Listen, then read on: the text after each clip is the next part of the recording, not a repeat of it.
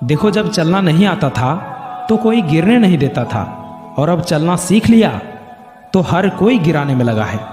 सोचो कितनी कहानी होगी उसके पास, जो शख्स अब किसी से कुछ नहीं कहता। रातों को नींद ना आना, टारगेट की टेंशन होना और बेवजह हर रोज बेचैन होना। अगर ऐसी स्थिति से तुम गुजर रहे हो, तुम्हारे अंदर ऐसा लक्षण दिख रहा है, तो समझ लो तुम इतिहास रचने वाले हो। क्योंकि जो अपने कदमों की काबिलियत पर विश्वास रखते हैं वही अक्सर मंजिल पर पहुंचते हैं। अगर आप कुछ ऐसा पाना चाहते हो जो आपने पहले कभी नहीं पाया, तो आपको कुछ ऐसा करना होगा जो आपने पहले कभी नहीं किया। तुम अपने घर की स्थिति में परिवर्तन के लिए चुने गए हो। जीवन आसान नहीं होगा मेरे भाई। तुम्हारी मेहनत में इतना दम तो होना चाहिए कि एक सफलता की कहानी तुम्हारी सारी असफलताओं को समाप्त कर संघर्षों पर पूर्ण विराम लगा दे। देर से बनो, लेकिन कुछ बनो जरूर, क्योंकि वक्त के साथ लोग खैरियत नहीं, हैसियत पूछते हैं। इसलिए जीवन में जो भी करो, पूर्ण समर्पण के साथ करो। उदय किसी का भी अचानक नहीं हुआ मेरे भाई। सूर्य भी धीरे धीरे निकलता है और ऊपर उठता है।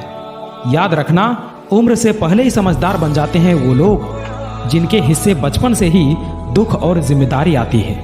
अरे अपने वही है जो संघर्षों के समय भी तुम्हारे साथ हो, क्योंकि सफलता के बाद तो पराये भी अपने हो जाते हैं। आज मेरी परिस्थिति देखकर तुम मेरे खिलाफ जितनी बातें बना सकते हो बना लो, पर याद रखना, जिस दिन ये समय मेरा साथी बन गया ना, तो तुम्हें खुद पर शर्म आएगी कि मैंने किस आदमी के बारे में क्या बोला था। आज मेरा संघर्ष चल रहा है और तुम्हारी मेरे खिलाफ बातें। जिस दिन ये मेरा संघर्ष सफलता का रूप लेगा, उस दिन तुम्हें समझ में आएगा कि मैंने किसके बारे में क्या बोला था। अगर कोई अकेला है तो इसका मतलब ये नहीं कि उसे कोई पसंद नहीं करता, बल्कि वो अकेला इसलिए है क्योंकि उसने दुनिया की औकात जान ली है। जब लोग पूछते हैं कि आप काम क्या करते हैं, तो वास्तव में वो हिसाब लगाते हैं कि आपको कितनी इज्जत देनी चाहिए। यही इस दुनिया की सोच है और इसे आपको मानना पड़ेगा।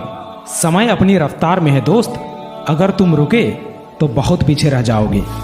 इसलिए धीरे ही सही लेकिन चलते रहो। जिस मेहनत से आज तू भाग रहा है वही कल तुझे सफलता दिलाएगी। झोंक दे खुद को इस आग में, यही आग तुझे हीरा बनाएंगी।